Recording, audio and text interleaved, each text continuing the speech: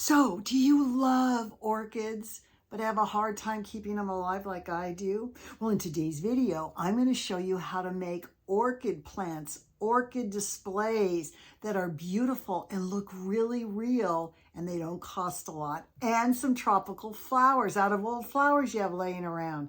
Hi, I'm Bonnie Overman. I want to thank you for joining me today. I hope my channel will inspire you to lead a more productive, creative, and stylish life at any age, always on a budget.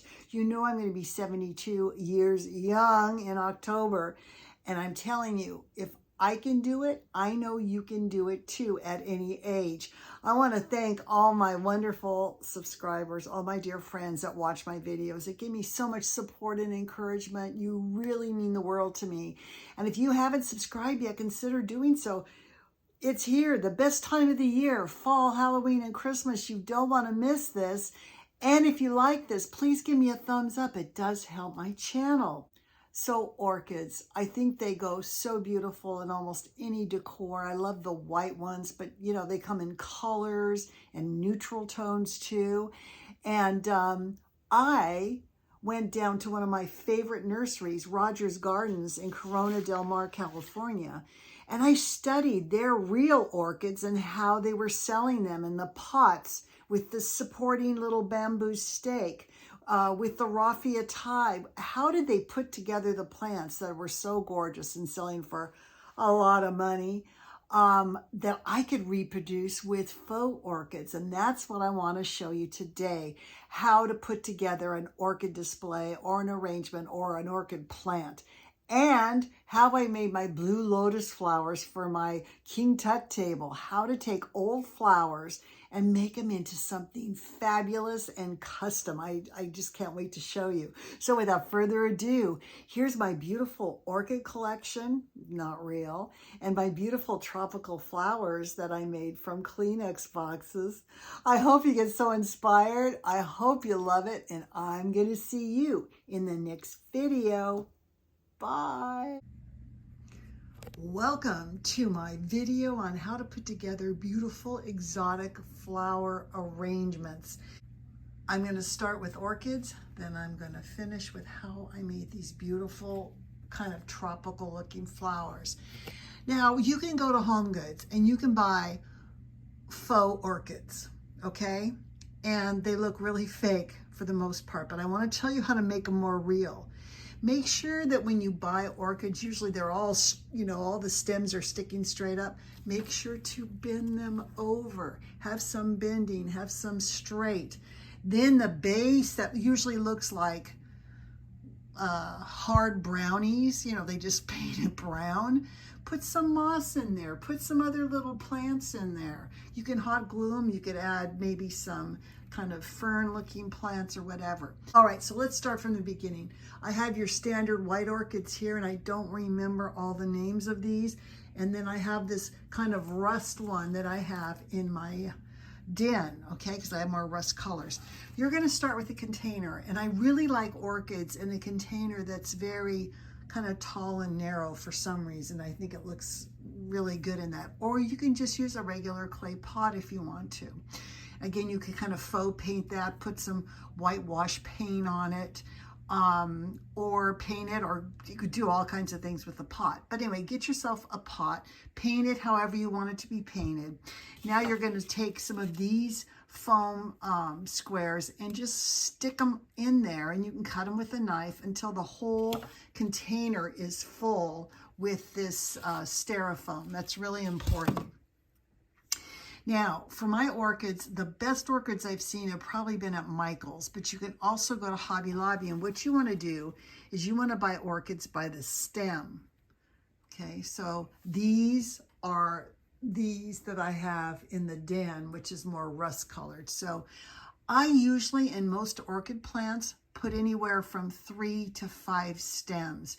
It depends. If you get it too full, it doesn't look realistic. Like this one's bordering on too many, I think. By the way, I got these at Pier 1. I know they're closed now, but I have seen, you want to get these white orchids as realistic as you can. But if you have more rust colors, or if you have more yellow, or you want to do a fall orchid arrangement, they also have these in kind of a goldy yellow. And look at the little detail on these. Really, really pretty. You can get them in fuchsia. You can get them in all different colors. So make sure to pick. I like white because it goes with everything, but you can get the different colors. Okay, so the first thing you're going to do is fill your container with foam. And the next thing you're going to do is put in some kind of a stick. It could be a stick from your yard. It could be a small bamboo stick like this. You can get these at, I think Hobby Lobby has them, because you want to have a center stick to support your orchid plant. Now, there's a great nursery I go to called Rogers Gardens. They do the big Halloween event every year, and I went down and studied their real orchids and how they pot them. And what they do is they have the greenery at the bottom, they'll have a bamboo stick, they'll have a couple different stems of orchids, but the heavier ones, or the ones in the middle, they attach with a raffia bow or a clip. Okay, and sometimes you can even, in the raffia bow, put a little bit of like Spanish moss or something. This is how they sell them, real orchids, at Rogers Gardens, and then they fill in the bottom with moss and stuff. So that's how I started making these. I thought, I'm going to do this as realistic as possible. So let's go back to Hobby Lobby or Michael's. You've got your bamboo thing, you've got your orchids, how many you want.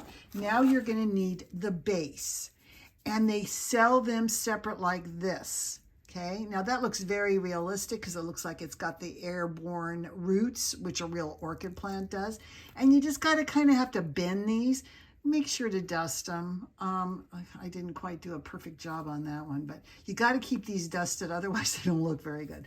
But for this one here, because it's so big, I actually put in 2 of these, okay? And you can see how great it looks with 2 of them in the base.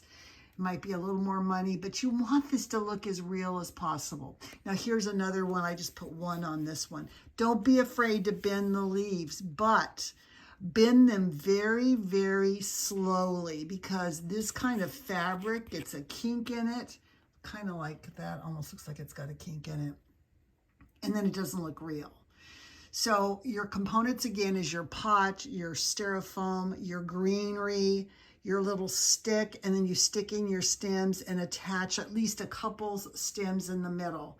On this one here, I attached all the stems because I just had stems in the middle because I wanted a very vertical, like a tall, narrow thing. Now, I also found this, and I can't remember exactly where I found it. This actually has the roots, the leaves, and the little orchids on there. So all I have to do is put this in a pot with some moss around the bottom and kind of bend these down, and I have a perfect orchid plant.